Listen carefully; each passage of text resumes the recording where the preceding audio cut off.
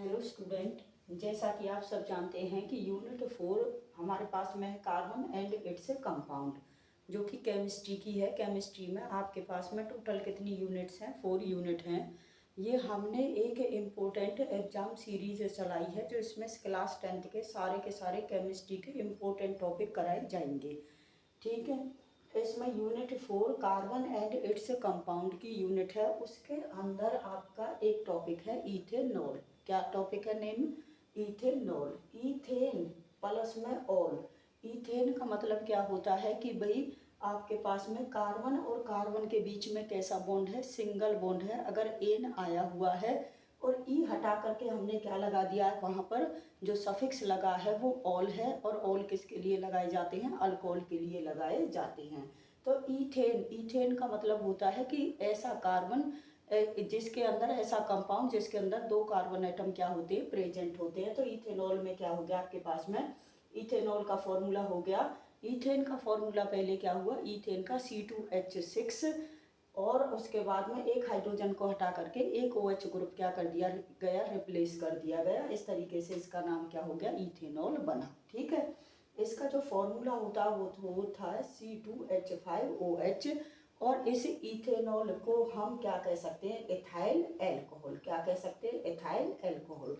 सबसे मेन बात आती है कि ये जो अल्कोहल फैमिली की होमोलोगस सीरीज होती है, जैसा कि आपको पता है होमोलोगस सीरीज किसे कहते हैं? होमोलोगस सीरीज में एक ही फंक्शनल ग्रुप के सारे मेंबर लिए जाते हैं। जो प्रीवियस मेंबर होता है वो दूसरे मेंबर से CH2 ग्रुप के द्वारा क्या होता है? डिफर होता है। ठीक है, तो ये अल्कोहल फैमिली का कौन सा मेंबर है? सेकंड मेंबर है। पहला मेंबर कौन है? पहला मेंबर है मिथाइल एल्कोहल CH3OH, और एक कार्बन वाला क्या है? पहला मेंबर है। ठीक है, हमें क्या पढ़ना है इसमें? इथेनॉल। इथेनॉल का जर्नल फॉर्मूला C2H5OH। उसके बाद इसका सेकंड नेम क्या है? Ethyl alcohol. होमोलोगस सीरीज है जो अल्कोहल फैमिली की, उसका ये कौन सा मेंबर है? दूसरा मेंबर है, सेकंड मेंबर है। पहला मेंबर कौन है? CH3OH। OH तो क्या है? फंक्शनल ग्रुप है अल्कोहल का। और ये क्या है आपके पास में? एक कार्बन वाला क्या हो गया आपके पास में? First member. 2 कार्बन वाला कौन सा हो गया? Second carbon.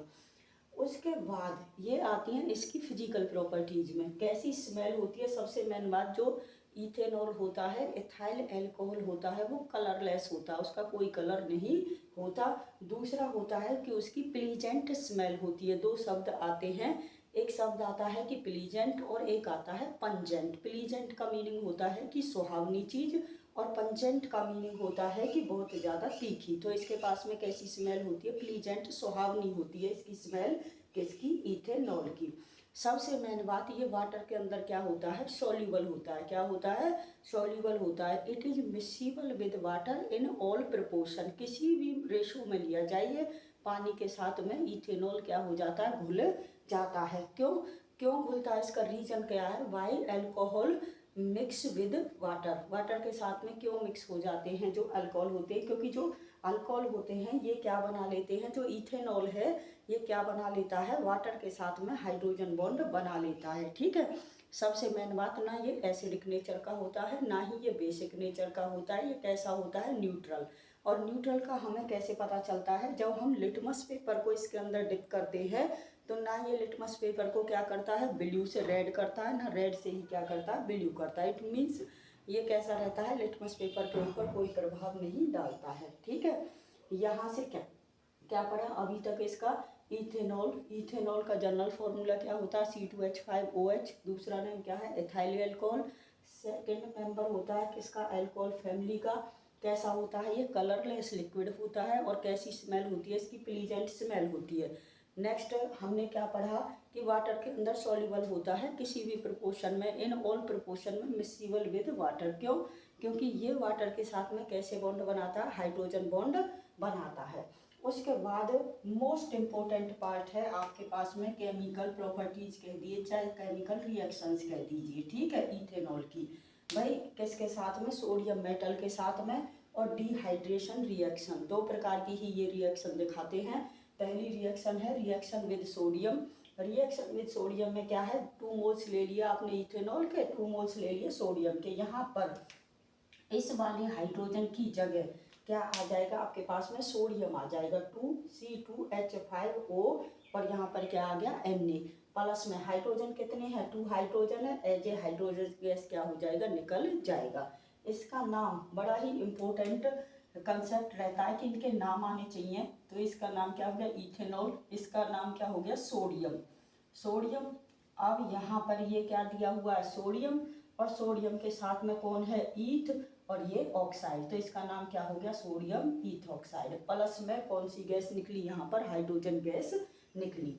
ये पहली रिएक्शन है, ये एग्जाम में आ जाती है कि कंप्लीट द फॉलोइंग रिएक्शन। इस रिएक्शन को क्या कीजिए, कंप्लीट कीजिए। इथेनॉल मिक्स्ड विद सोडियम, जब इथेनॉल की रिएक्शन कराई जाए सोडियम के साथ में तो व्हाट हैपन, क्या बनता है, तो वहाँ पर क्या बनता है आपके पास में, सोडियम इथॉक्साइड बनता है। प्लस में कौन सी गैस बनती है, हाइड्रोजन गैस बनती है। ठीक है, नेक्स्ट है डिहाइड्रेशन रिएक्शन। जैसे एसिड अटैक जो वाले होते हैं, ठीक है, वहाँ पर ये कंसेप्ट आता है। तो आपके पास में डिहाइड्रेशन, डिहाइड्रेशन वर्ड का मीनिंग होता है डी में निकलना, हाइड्रेशन मीन्स वाटर मॉलिक्यूल का निकल जाना। जहाँ जब भी कोई चीज़ कहीं से निकलती है तो सिंगल बॉन्ड हमेशा किस में होता है, कन्वर्ट, डबल बॉन्ड में कन्वर्ट हो जाता है। इथेनॉल को चाहे आप ऐसे लिखिए C2H5OH, और चाहे इस तरीके से लिखिए, बात क्या है, बराबर है। ये हमने क्या है, ये आपके पास में कंडेंस फॉर्मूला है, और ये क्या है आपके पास में इसका अदर फॉर्मूला। ठीक है, तो फॉर्मूला तो क्या है, मोलिकुलर फॉर्मूला तो एक ही है। इस तरीके से हमने इसमें क्या लिख दिया, इसे फैला करके लिख दिया। तो यहाँ पर देखिए आप, यहाँ पर हाइड्रोजन CH3 CH2 और ये OH, तो जब ये पास पास आ जाएंगे तो हाइड्रोजन और OH क्या हो जाएंगे, एज ए वाटर मॉलिक्यूल निकल जाएंगे। निकलेंगे किसकी प्रेजेंस में, कंसनट्रेटेड सल्फ्यूरिक एसिड की प्रेजेंस में। जब भी हम कंसनट्रेटेड सल्फ्यूरिक एसिड के साथ में इथेनॉल की रिएक्शन करवाएंगे तो जितना भी इथेनॉल के अंदर क्या होता है, वाटर प्रेजेंट होता है, वो सारे का सारा वाटर क्या हो जाता है, बाहर निकल जाता है। ठीक है, इस तरीके से जब ये यहाँ से चला गया तो जाने के बाद कैसा बॉन्ड बना, डबल बॉन्ड बना। कैसा बॉन्ड बना, डबल बॉन्ड। तो कार्बन और कार्बन के बीच में कैसा बॉन्ड बन गया, डबल बॉन्ड बन गया। तो डबल बॉन्ड बनने की वजह से पहले क्या थे ये इथेनॉल, क्यों थे इथेन, क्योंकि इनके सबके बीच में कैसा बॉन्ड था, सिंगल। बट जब वो चला गया वाटर मॉलिक्यूल कैसा डबल आ गया, कैसा बॉन्ड आ गया, इसके और इसके बीच में कैसा आ गया, डबल बॉन्ड आ गया। इस तरीके से इसका क्या हो गया, नेम क्या हो गया, ईथीन। तो आपको ध्यान में रखना है, ध्यान में रखना है आपको 100 टाइम्स आपको ये पता होना चाहिए इसमें से कौन कौन से क्वेश्चन बने। भाई इसमें इथेनॉल का जनरल फॉर्मूला क्या होता है, C2H5OH। उसके बाद इसका सेकंड नेम क्या हो गया, एथाइल एल्कोहल। उसके बाद कौन, होमोलोगस सीरीज का कौन सा मेंबर है, फर्स्ट मीथेनॉल है, मिथाइल एल्कोहल है, सेकंड कौन है, एथाइल एल्कोहल कह दो या इथेनॉल कह दो। ठीक है, तीसरा कैसा लिक्विड होता है, ये कलरलेस लिक्विड होता है। स्मेल इसकी प्लीजेंट होती है या पंजेंट होती है, तो हम बताएंगे इसकी प्लीजेंट स्मेल होती है। क्या ये वाटर के साथ सॉल्युबल है, यस सॉल्युबल है, क्योंकि ये हाइड्रोजन बॉन्ड बनाता है किसके साथ में, वाटर के साथ में। इसका नेचर कैसा है, एसिडिक है या बेसिक है, इसका नेचर कैसा है, न्यूट्रल है। किसकी सहायता से पता चला, with the help of litmus paper. जब लिटमस पेपर के साथ इसकी रिएक्शन करवाई, लिटमस पेपर को इसके अंदर डिप किया, ना तो इसने ब्लू कलर का लिटमस पेपर है उस पर कोई प्रभाव दिखाया, ना इसने रेड कलर के लिटमस पेपर पर। इट मीन्स इसका कैसा नेचर है, ना एसिडिक है ना ही बेसिक है, तो मीन्स कैसा नेचर है, इसका न्यूट्रल नेचर है। उसके बाद हमें क्या याद करना है कि रिएक्शन विद, भाई केमिकल रिएक्शन है, दो ही रिएक्शन दिखाता है, या तो ये सोडियम मेटल के साथ में दिखाता है या डिहाइड्रेशन। जो सोडियम मेटल के साथ में दिखाता है तो हाइड्रोजन गैस क्या हो जाती है, बाहर निकल जाती है, और इसके जगह पर कौन रिप्लेस हो जाता है, सोडियम मेटल रिप्लेस हो जाता है। उसके बाद dehydration reaction, dehydration water molecule का निकलना। तो वाटर मॉलिक्यूल के निकलने के लिए हमें किसकी ज़रूरत पड़ेगी, कंसनट्रेटेड सल्फ्यूरिक एसिड की क्या पड़ेगी, ज़रूरत पड़ेगी। ये क्या कर लेगा, जितना भी वाटर है यहाँ से ये निकाल देगा और डबल बॉन्ड में क्या हो जाएगा, कन्वर्ट हो जाएगा। How can you convert ethanol to sodium ethoxide, ethanol को हम सोडियम इथॉक्साइड में कैसे कन्वर्ट करेंगे। तो इथेनॉल का फॉर्मूला लिखा और इथॉक्साइड का फॉर्मूला लिखा। अब हमने देखा उसमें सोडियम आया हुआ तो सोडियम मेटल से क्या कर दिया, हमने रिएक्शन करवा दी। How will you convert ethanol to ethene? With the help of the concentrated sulfuric acid. concentrated sulfuric acid की सहायता से हमने इथेनॉल को किस में कन्वर्ट कर दिया, इथीन में कन्वर्ट कर दिया। नेक्स्ट आती है इसकी एप्लीकेशंस। क्या आती हैं, एप्लीकेशंस, ठीक है, कि कहाँ कहाँ पर इसका यूज कर सकते हो, ठीक है। जो भी आपके पास में जैसे बियर, वाइन, विस्की वगैरह बनती है तो उसका ये क्या होता है, एक इंग्रेडिएंट भी बोल सकते हो आप, और एक तरीके से दूसरे शब्दों में क्या कह सकते हो कि एक उसका क्या होता है, ये हिस्सा होता है, पार्ट होता है।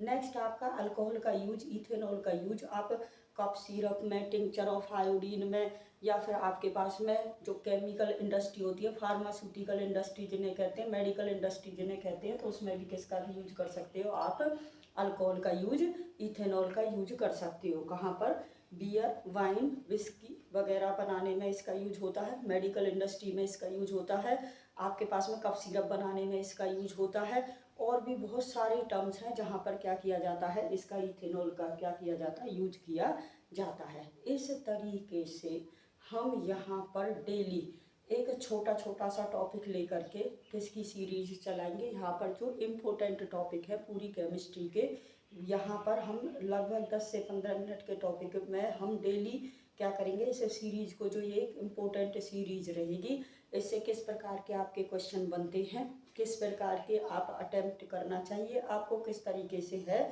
प्रीवियस ईयर क्वेश्चंस, इनसे रिलेटेड किस तरीके के आए हुए हैं, ये सारी चीज़ें यहाँ पर क्या की जाएंगी, डिस्कस की जाएंगी।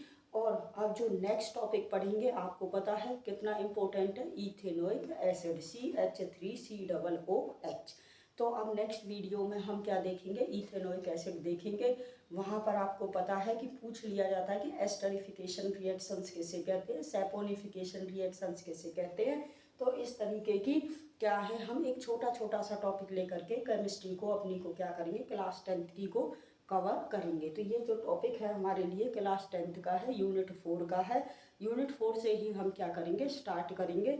ऐसे ही हम छोटे छोटे टॉपिक से इसको अपने कंप्लीट कर लेंगे। अगर आपको मेरी वीडियो और मेरा स्ट्रगल अच्छा लगा हो तो प्लीज़ लाइक करें, शेयर करें और सब्सक्राइब करें, ताकि मुझे मोटिवेशन मिले और मैं आपके लिए ज़्यादा से ज़्यादा काम कर सकूं। Thank you very much.